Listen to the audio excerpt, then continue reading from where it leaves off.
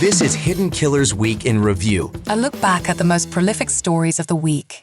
Welcome to the podcast. If you'd like to listen to an ad-free version of this episode and all of our episodes, then search True Crime Today Premium Plus on Apple Podcasts and press subscribe. That's our premium channel where all of our ad-free and advanced episodes live, all in one place. True Crime Today Premium Plus. Search it on Apple Podcasts and press subscribe. Even try it for 3 days free. You never really know someone until you find out what they've buried. Welcome to Hidden Killers with Tony Brueski, featuring retired FBI Special Agent Jennifer Coffindaffer.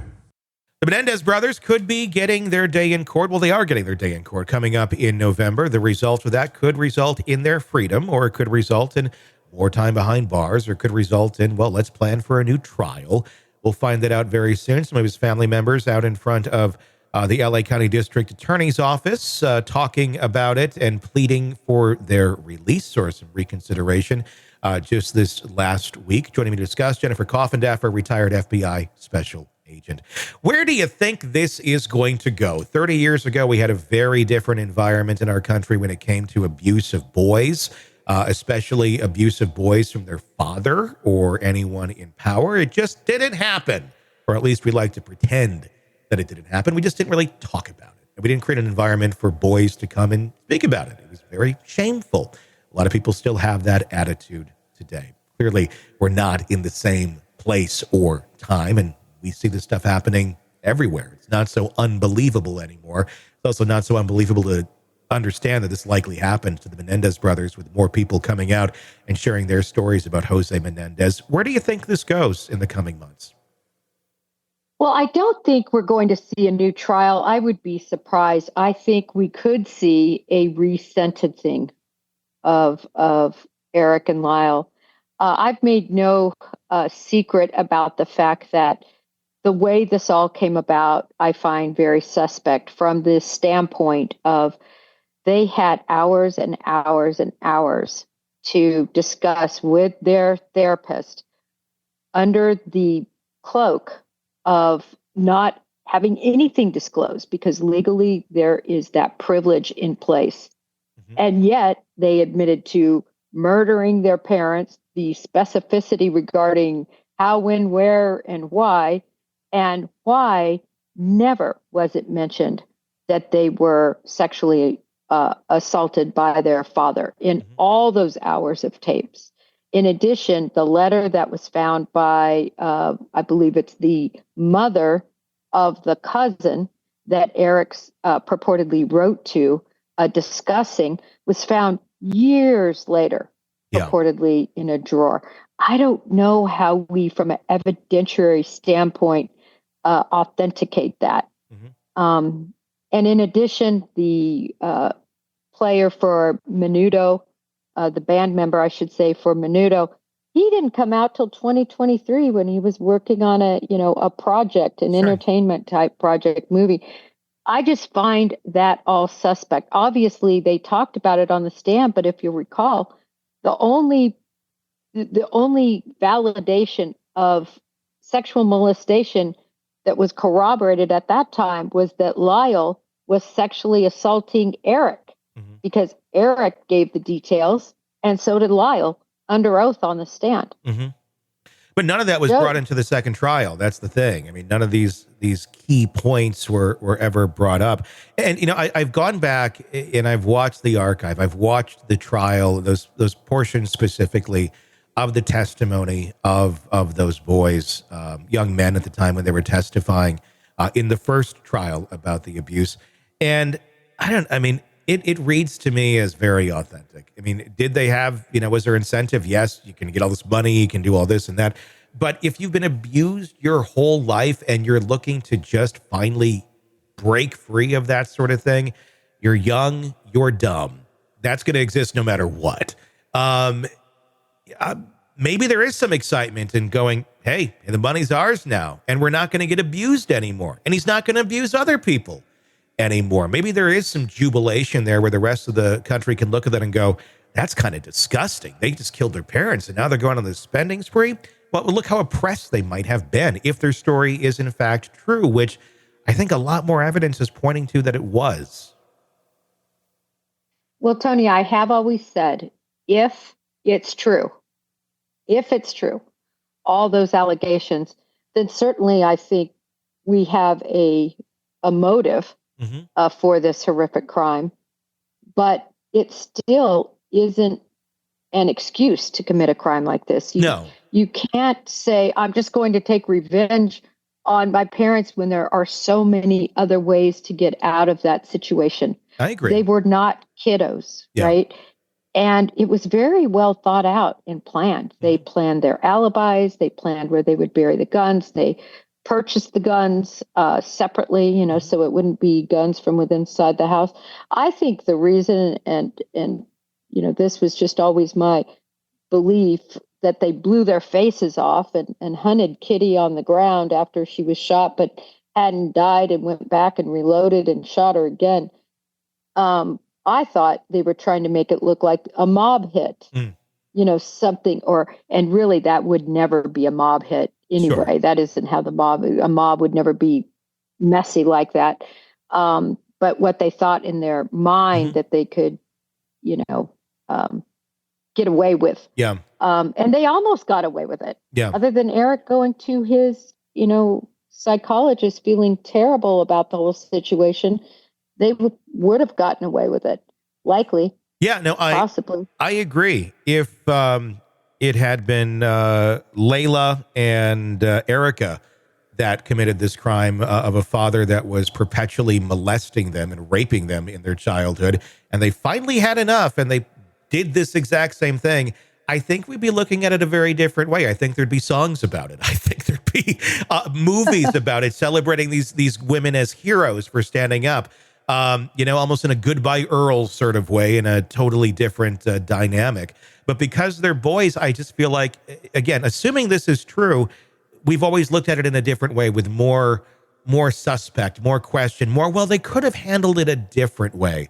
I mean, sexual abuse is sexual abuse, whether you're a man or a woman. It cuts very, very deep and can spark very, extreme actions against another person when they finally have the courage to stand up. I'm never saying that it's right to go murder somebody, even if you've been sexually abused by them. But I think it puts more context into this of, yeah, they probably did plan it. They probably did premeditate all this and have a plan to get rid of the people that had been abusing them and harboring that abuser, despite their knowledge that, yeah, this person's probably doing this to me. If it's all true, do you think they've served their time? Well, let me go with your premise, first of all. If that's the case, everything you just laid out so eloquently, I might say, Tony. Thank you. Why in the world, when the police knock at your door, you call? Actually, what happened was a feigned 911 call, right? Oh my God, Sure. I don't know what happened. All fake, all contrived, all acted out. I would argue, just like what I think happened on the stand. However, why wouldn't you just say, my parents or my father has been sexually abusing me for all this time. This is what we have gone through. We were so afraid they were going to kill us on this particular day, and we had it. Why didn't it never came out? Well, remember, even to the initial attorney. Yeah, because I think back then it wouldn't have been accepted. That's, I think, the simple answer. It wouldn't have been accepted. It would have been, what? That doesn't happen. Well, even if it did happen, it'd be looked at in a very different light. If it happened today, I think one could probably get away with that defense. But in 1989, I don't think that there would have been as much sympathy and empathy as there would be today. Well, look at the empathy and sympathy that those boys garnered on the stand, not only from the public, but from the jurors. They got off. Yeah. I mean, or at least they weren't convicted. They were found, it was hung. Mm-hmm. So I would argue that no, even back in 1989, when you hear about small children being raped and incest and the horrible allegations they made against their father, I think it would glean sympathy, and it certainly would have been in a more honest way. I think the way it all came about for me is my issue with the whole thing. It didn't seem to come about until their second attorney got involved. And, there's a lot of speculation that she put that in their minds because she had gotten somebody off, you may recall, by using a similar type story that might not have been true. Sure. Lots of questions here of how, how would have this been handled in the past? And they're all valid reasons. There's all valid points as to, we just don't know. We just don't know if they had played their cards differently, how this all would have, shaken out. It'll be fascinating to see now what the judge decides to do. If it's going to be looked at more as, well, this was more manslaughter. Maybe they have served their time, or the judge may come back and say, no, you did this. You should have done it a different way, or not at all. We'll have to find out. It'll be very interesting and compelling to watch. Well, and I think, Tony, in this day and time, as you just mentioned, with the current air about everything, and now you have the celebrities and everything coming forward, and you basically have, in my opinion, social media, particularly in this case, TikTok, and all these people that are really, I think, helping change the manuscript right before our eyes of these cases, and in particular, the Menendez case.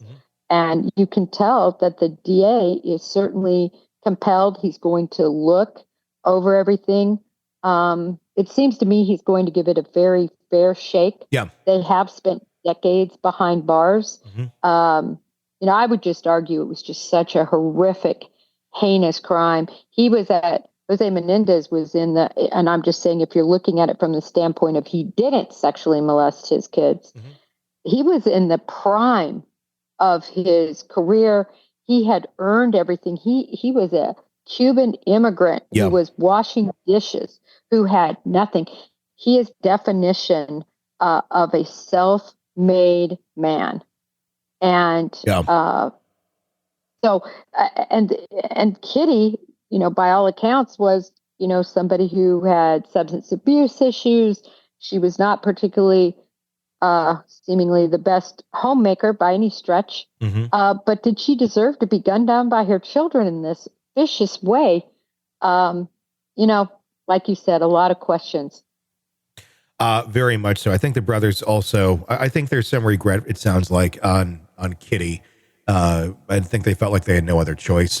Not that it justifies it by any means, but also, I think if you look at it and go, this woman was, harboring this abuser. She knew what was going on and was somehow okay with it. That'd be a hard pill to swallow as a child as well. But yeah, we'll find out where this all ends up landing. Welcome to the podcast. If you'd like to listen to an ad-free version of this episode and all of our episodes, then search True Crime Today Premium Plus on Apple Podcasts and press subscribe. That's our premium channel where all of our ad-free and advanced episodes live, all in one place. True Crime Today Premium Plus. Search it on Apple Podcasts and press subscribe. Even try it for 3 days free. Let's be honest. Nothing kills the thrill of a good murder mystery like a commercial for laundry detergent. It's like someone slapping a closed sign on your favorite dive bar. But you're not here for that, are you? You're here for the good stuff. So ditch the ads and upgrade to True Crime Today Premium Plus on Apple Podcasts. With True Crime Today Premium Plus, you get your crime straight. No chaser. Commercial free with extended interviews and early access. It's like getting the bartender's special when the bar's already closed. Search for True Crime Today Premium Plus on Apple Podcasts. Subscribe and drink it all in.